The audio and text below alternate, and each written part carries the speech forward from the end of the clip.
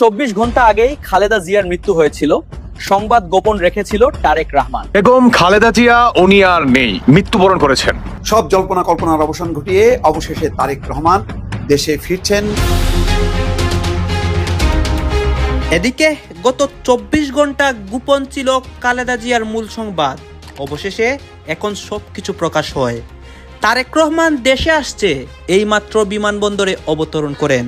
এই নিয়ে সারা দেশেই তোলপাড় পরিস্থিতি। খালেদা জিয়ার এই অবস্থায় বিএনপি নেতা সালাউদ্দিন আহমেদকে নিয়ে নানান রহস্য দানা বাঁধছে, জনমনে নানান প্রশ্ন উদ্বেগ হচ্ছে যে সালাউদ্দিন কি করছেন, তার ভূমিকা কি। আপনারা জানেন যে রাজনীতি থেকে তারেক রহমান মাইনাস হয়ে যাচ্ছে, এটা মোটামুটি স্পষ্ট। অনেক কারণে মাইনাস হয়ে যাচ্ছে, ভারতের ফাঁদে পড়েছে। নিরাপত্তা ঝুঁকি কি তারেক রহমানকে দেশে ফিরতে বাধা দিয়ে? কি কারণে বিএনপির ভারপ্রাপ্ত চেয়ারম্যান নিজে দেশে ফিরে আসার সিদ্ধান্ত নিতে পারছে? আপনারা আমাদেরকে সহযোগিতা করেছেন, ইনশাআল্লাহ আমরা এই যাত্রাও আপনাদের ভালোবাসা, আপনাদের সহযোগিতা, আমাদের প্রাণপ্রিয় নেত্রী দেশনেত্রী বেগম খালেদা জিয়াকে আজকে দেশের মানুষের যে অকৃত্রিম ভালোবাসার প্রতীক, সেটি আজকে প্রমাণিত। তিনি নেই, তিনি মারা গেছেন। এমন পরিস্থিতিতে সরকার যখন তাকে অতি গুরুত্বপূর্ণ ব্যক্তি ঘোষণা করে অতি নিরাপত্তা বলয় আরো শক্ত করে, তখন স্বাভাবিকভাবে অনেক পক্ষের, এমনকি খালেদা জিয়ার নিজের দলের পক্ষেরও কারো কারো চোখে এটি সন্দেহজনক মনে হচ্ছে এবং তারা সেটি গোপন রাখছেন না, তারা সেটি সামাজিক যোগাযোগ মাধ্যমে বিস্তারিত বলছেন। বেগম খালেদা জিয়ার সংবাদটি গোপন রাখা হয়েছিল। অবশেষে আজ 24 ঘন্টা পর সেই সংবাদটি প্রকাশ হয় এবং প্রকাশ হওয়ার পর বিএনপি দলের প্রত্যেকটা কর্মীদের ভিতরে আতঙ্ক ঢুকে গিয়েছে এবং তারা রাজপথে নেমে গিয়েছে।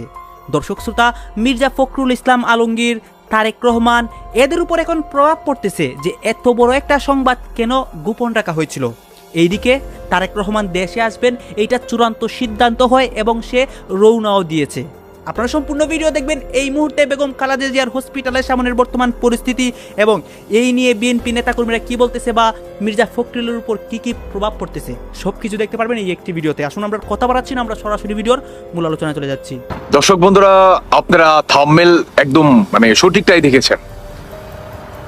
বেগম খালেদা জিয়া উনি আর নেই, উনি আপনার মৃত্যুবরণ করেছেন। হঠাৎ করে আপনার মির্জা ফখরুল সাহেবের হসপিটালের দিকে ছুটে যাওয়া, সালাউদ্দিন সাহেবের জরুরি ভিত্তিতে মধ্যরাতে সাংবাদিক সম্মেলনে তারেক জিয়া জরুরি ভাবে দেশে আসছেন, এই ধরনের বার্তা দেওয়া। ইভেন আপনারা জানেন যে গতকালকে সন্ধ্যা সময় বেগম খালেদা জিয়াকে আপনার জরুরি ভিত্তিতে তাকে লাইফ সাপোর্টে রাখা। এখন লাইফ সাপোর্টে কেন রাখছে আপনারা খুবই ভালো জানেন। লাইফ সাপোর্টে তাকেই রাখা হয় যার নাকি ভিতরে কোনো কাজ করে না, শরীরটাকে বা দেহটাকে বা ফুসফুসটাকে আপনার জীবিত রাখার জন্যই লাইফ সাপোর্টে দেওয়া। শুধু এটাই না, এই মাত্র যে পাওয়া খবরটি সেটি হচ্ছে আপনার অন্যতম বেগম খালেদা জিয়া আর নেই। আর এটা শুধু আমার কথা না, বিএনপির ভিতরে বা আপনার বিএনপির পরিবারের সাথে যারা নাকি খুব ভালোভাবে কানেক্টেড, আমি তাদের নামগুলা বলছি না, তবে তারা বিভিন্ন স্ট্যাটাস দিচ্ছে, বিভিন্ন কথাবার্তা বলছে, ইভেন ইন্না লিল্লাহি ওয়া ইন্না ইলাইহি রাজিউন পর্যন্ত পড়ছেন। এখন অনেকেই বলতে পারেন যে তুষার ভাই, তাহলে সেটা গণমাধ্যমে কেন প্রকাশ করা হচ্ছে না? আপনারা খুব ভালোভাবে জানেন যে গতকালকে সন্ধ্যা থেকে তারাক দিয়ে সেনাবাহিনী, পুলিশ, বিজেপি সেই হসপিটালকে কেন্দ্র করে কি পরিমাণ নিরাপত্তা জারি করছে। কারণ যদি আপনার কোনোভাবে চারোদিকে ছড়ায় পড়ে যে বেগম জিয়া উনি আর নেই, কোটি কোটি মানুষের সেখানে সমাগম হবে, কোটি কোটি মানুষ সেখানে যাবে। এখন এই মানুষদের কি প্রটোকল দিতে পারবে না? অনেক বড় সড় একটা নিরাপত্তার ব্যাপার রয়েছে। আর সবচেয়ে বড় কথা হচ্ছে, তাহলে কেন শোনাচ্ছে না? এটার থেকেও আরো বড় খবর হচ্ছে তারেক জিয়া, ওনার মা জীবিত থাকা অবস্থায় উনি যদি দেশে না আসতে পারে, তাহলে ধরেন অনেকেই বলতেছে যে নাই, উনি আর নাই, বেশিরভাগ সম্ভাবনা 100-এর ভিতরে 90% যে উনি মারা গেছেন। এখন কথা হচ্ছে, যদি উনি না আসে তাহলে তারেক জিয়ার কোনোদিনও বাংলাদেশে আসতে পারবে না। ইভেন বিএনপির ভিতরে চরম আকারের একটা ফাটল ধরবে, সেই ফাটল হবে বিএনপির চিরবিদায়, ওইখানেই শেষ। যেমন বঙ্গবন্ধু শেখ মুজিবুর রহমানের উত্তরসূরিকে শেখ হাসিনা, আর রাষ্ট্রপতি শহীদ জিয়ার উত্তরসূরিকে তারেক জিয়া। এখন তারেক জিয়া কি সেই ভূমিকা পালন করতে পারছে? পারে নাই তো। সেই ভূমিকা পালন করছে কে? একদম অক্ষরে অক্ষরে দেশকে ভালোবাসছে, দেশের হয়ে কথা বলছে, দেশেই থেকেছে তিনি। তিনি হচ্ছে বেগম জিয়া, আর উল্টো দিকে হচ্ছে বঙ্গবন্ধুর উত্তরসূরি শেখ হাসিনা। এই দুইজন ব্যক্তি ভাই বাংলাদেশের স্বাধীনতার প্রতীক। এই দুইজন ব্যক্তি তাদের দলবিদ নির্বিশেষে সমালোচনা, আলোচনা, একে অপরের প্রতি রাগ খুব থাকতেই পারে, যদিও তারা আগে খুব ভালো বন্ধু ছিলেন। মাথায় রাখবেন, জীবনে আপনার যে নাকি সবচেয়ে বড় শত্রু হবে, এক সময় সে খুবই ক্লোজ বন্ধু ছিল, আর সেই বন্ধুই এক সময় সবচেয়ে বড় একে অপরের শত্রু হয়ে যায়। এটাই হচ্ছে বাস্তবতা। এখন বেগম জিয়ার এই মৃত্যুর ঘটনাকে কেন্দ্র করে আমাদের বাংলাদেশের গণমাধ্যমগুলো প্রকাশ করছে না, করবেও না, যতক্ষণ না পর্যন্ত তারেক জিয়া দেশে আসছেন।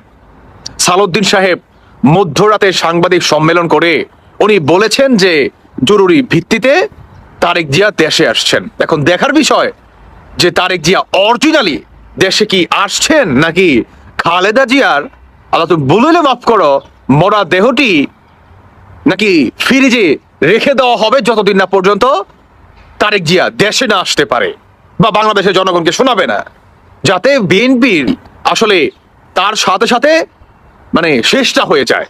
বিএনপির ভাইস চেয়ারম্যান আহমদ আজম খান সাংবাদিকদের বলেন, খালেদা জিয়া খুব ক্রিটিক্যাল কন্ডিশনে চলে গেছেন। গত রোববার রাত থেকে তিনি এই অবস্থায় গেছেন বলে আহমদ আজম জানান। আহমদ আজম খান এভার কেয়ার হাসপাতালে খালেদা জিয়াকে দেখতে গিয়েছিলেন, তার দেখার সুযোগ তিনি পাননি। বাইরে এসে তিনি সাংবাদিকদের বলেন যে বর্তমানে খালেদা জিয়া ভেন্টিলেশন সাপোর্টে আছেন, সিসিইউ থেকে আইসিইউ, এরপরে ভেন্টিলেশন বা লাইফ সাপোর্ট, যাই বলেন। আমি এগুলোর বাইরে বলবো যে ম্যাডাম খুব ক্রিটিক্যাল কন্ডিশনে আছেন, ফাইট করছেন আমাদের মাঝে ফিরে আসার জন্য। বলার মতো কোনো কন্ডিশনে এখনো তিনি আসেননি। এই যখন তখন অবস্থায় হঠাৎ কেন খালেদা জিয়াকে বিশেষ নিরাপত্তা দেওয়ার প্রয়োজন হলো বলুন তো?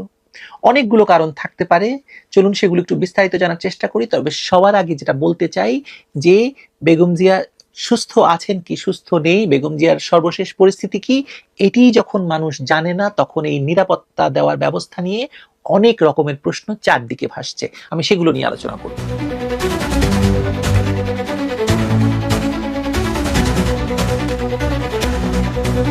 বাংলাদেশের রাজনীতিতে বেগম খালেদা জিয়া অবশ্যই একটি কেন্দ্রীয় চরিত্র। তিনি শুধু বিএনপির চেয়ারপারসন নয়, দেশের দুইবারের প্রধানমন্ত্রী, এবং এই মুহূর্তে তার রাজনৈতিক গুরুত্ব হয়তো অন্য যে কোনো সময়ের তুলনায় বেশি। তাই তাকে অতি গুরুত্বপূর্ণ ব্যক্তি হিসেবে ঘোষণা করা হলে সেটিকে স্বাভাবিকভাবেই রাজনৈতিক দৃষ্টিকোণ থেকে বিশ্লেষণ করা হবে।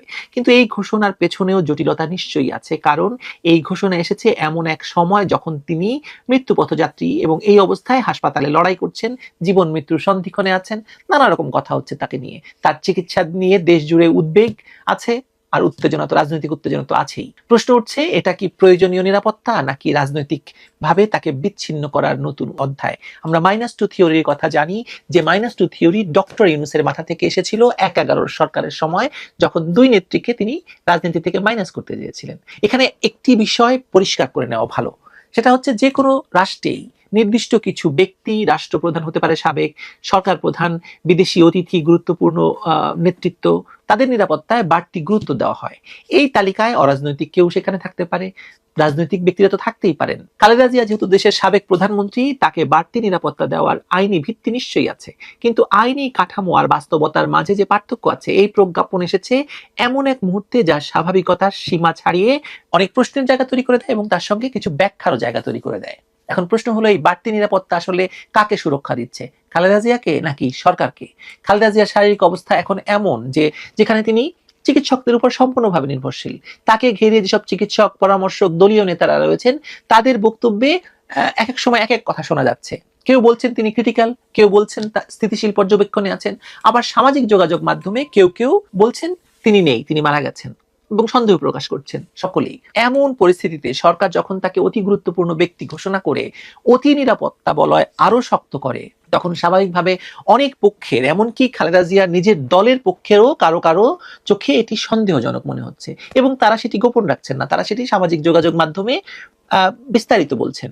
এই সন্দেহের জায়গাটা পুরোপুরি অমূলক নয়, কারণ হচ্ছে দেশের বড় রাজনৈতিক পরিসরে খালেদা জিয়ার ভূমিকা অনেক দিন ধরেই সীমাবদ্ধ। তিনি জেলে ছিলেন, তারপরে তিনি চিকিৎসা নিচ্ছেন, ঘরে আসছেন, এবং সর্বশেষ তাকে নিয়ে আসা হয়েছিল সেনাকুঞ্জে। এমন একজন অসুস্থ ব্যক্তিকে কোন রকম মাস্ক ছাড়া সেনাকুঞ্জে নিয়ে আসার পেছনে কোনো দুরভিসন্ধি থাকলেও থাকতে পারে, থাকাটা অস্বাভাবিক নয়। এবং সরকার এ বিষয়টি রাজনৈতিকভাবে কাজে লাগাচ্ছে কিনা এমন প্রশ্ন দীর্ঘদিন ধরেই আলোচনায় আছে। তার পুত্র তারেক রহমান দীর্ঘ সময় ধরে নির্বাসিত অবস্থায়, এবং বর্তমান পরিস্থিতিতে তিনি মায়ের পাশে দাঁড়াতে বাংলাদেশে ফিরতে পারছেন না। তিনি স্ট্যাটাস দিয়ে বলছেন যে তিনি কেন ফিরতে পারছেন না সেটিও তিনি বলতে পারছেন। সব জল্পনা কল্পনার অবসান ঘটিয়ে অবশেষে তারেক রহমান দেশে ফিরছেন। কিছুক্ষণ আগে বিএনপির স্থায়ী কমিটির বৈঠক থেকে এই কথা জানিয়েছেন দলের নেতা সালাউদ্দিন আহমেদ, যিনি স্থায়ী কমিটির একজন সদস্য। দর্শক, আপনারা জানেন যে ইতিমধ্যে বেগম খালেদা জিয়াকে রাষ্ট্রের বিশেষ গুরুত্বপূর্ণ ব্যক্তি হিসেবে ঘোষণা করে তাকে এসএসএফ নিরাপত্তা দেওয়া হয়েছে। ধারণা করা হচ্ছে সেই নিরাপত্তা সুবিধা তারেক রহমানও পাবেন, এবং সেই নিরাপত্তা নিশ্চিত হওয়ার প্রেক্ষিতে তারেক রহমান দেশে ফেরার সিদ্ধান্ত নিয়েছেন।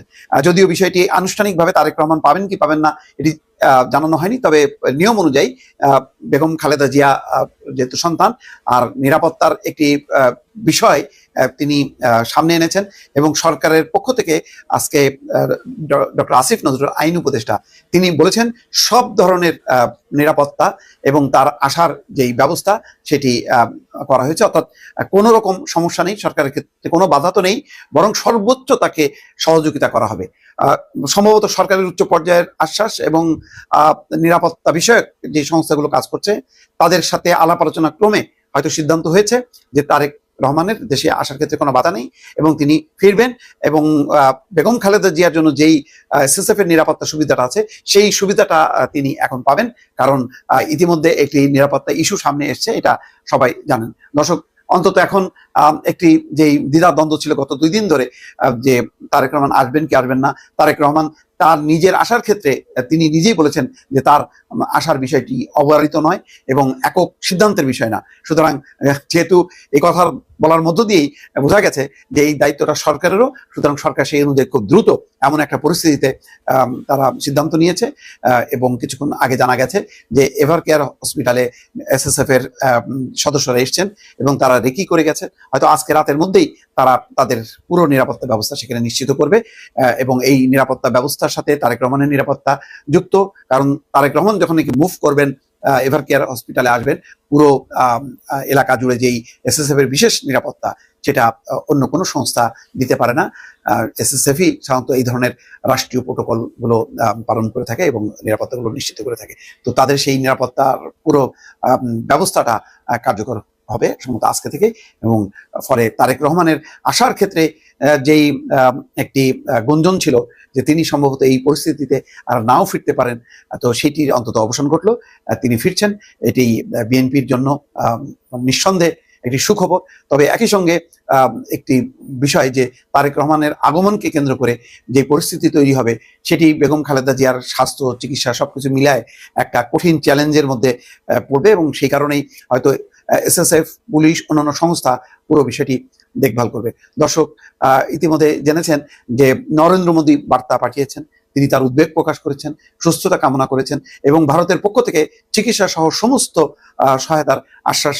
খালেদা জিয়ার এই অবস্থায় বিএনপি নেতা সালাউদ্দিন আহমেদকে নিয়ে নানান রহস্য দানা বাঁধছে, জনমনে নানান প্রশ্ন উদ্বেগ হচ্ছে যে সালাউদ্দিন কি করছেন, তার ভূমিকা কি। দর্শক, আপনারা জানেন যে রাজনীতি থেকে তারেক রহমান মাইনাস হয়ে যাচ্ছে, এটা মোটামুটি স্পষ্ট। অনেক কারণে মাইনাস হয়ে যাচ্ছে, ভারতের ফাঁদে পড়েছে। এখন ভারতের দালাল কোনো নেতাকে বাংলাদেশপন্থী সেনাবাহিনী মানবে না বলে তারেক রহমান নিজেই ভয় পাচ্ছেন, এটা মাইনাস হওয়ার একটা উপলক্ষ। আর পরাজয়ের ভয়ে টাইমলি দেশে আসতে পারছেন না, এটা অনিবার্য যে এরকম ভীতু হলে তো তার মাইনাস হওয়াটা অনিবার্য। তৃতীয় হচ্ছে যে তারেক রহমান এক সময় মুসলেকা দিয়েছিলেন 2008 সালে যে আর রাজনীতি করবো না, সেনাবাহিনীর কাছে মুসলেকা দিয়েছিলেন, যেহেতু দুর্নীতির বরপুত্র হিসাবে ওয়ার্ল্ড ওয়াইড নেম অ্যান্ড ফেম ছিল তারেক রহমানের তখনকার সময়, যার ফলে তিনি মুসলেকা দিতে বাধ্য হয়েছিলেন যে আর কোনোদিন রাজনীতি করবো না। এখন সেই মুসলেকার কাগজ তো সেনাবাহিনীর কাছে বা অনেকের কাছে আছে। এখন তারেক রহমান রাজনীতিতে আসবেন, বাংলাদেশে আসবেন, ইজ ভেরি টাফ। দর্শক আপনারা তো দেখলেন এখানে কি কথা হচ্ছে, অনেকে কিন্তু অনেক কথা বলতেছে, অনেকে আলোচনা করতেছে, অনেকে সমালোচনা করতেছে দেশের বিভিন্ন অবস্থা এবং পরিস্থিতি নিয়ে। বিশেষ করে এখানে বেগম খালেদা জিয়া নিয়ে কথা হয়, অন্যদিকে বিএনপি দলের অনেক নেতাকর্মীরা অনেক কথা বলেন বা অনেক আলোচনা সমালোচনা হয়, অনেকে কষ্ট প্রকাশ করতেছে, অন্যদিকে তারেক রহমানের দেশে আসা নিয়েও অনেক কথা হয়েছে। গাইজ এই বিষয়গুলো দেখে আপনাদের কি মনে হচ্ছে এবং বেগম খালেদা জিয়া নিয়ে আপনার মন্তব্য কি? অবশ্যই আপনারা আপনাদের মন্তব্যটা আমাদের কমেন্ট বক্সে লিখে যাবেন। আর হ্যাঁ, তখন আপনাদেরকে আমরা যা কিছু দেখেছি সব কিছু আমরা সোশ্যাল মিডিয়া থেকে সংগ্রহ করেছি, এখানে আমাদের নিজস্ব কোনো মন্তব্য নেই বা আমাদের নিজস্ব কোনো সিদ্ধান্ত নেই। সর্বশেষ আপনাদের কাছে আমাদের একটি রিকোয়েস্ট থাকবে, আপনারা আমাদের চ্যানেলে নতুন দর্শক হয়ে থাকলে চ্যানেলটি সাবস্ক্রাইব করবেন এবং পাশে থাকা বেল বাটনটি বাজাবেন যাতে করে নেক্সট ভিডিওটা সবার আগে আপনাদের কাছে পৌঁছে যায়। ধন্যবাদ।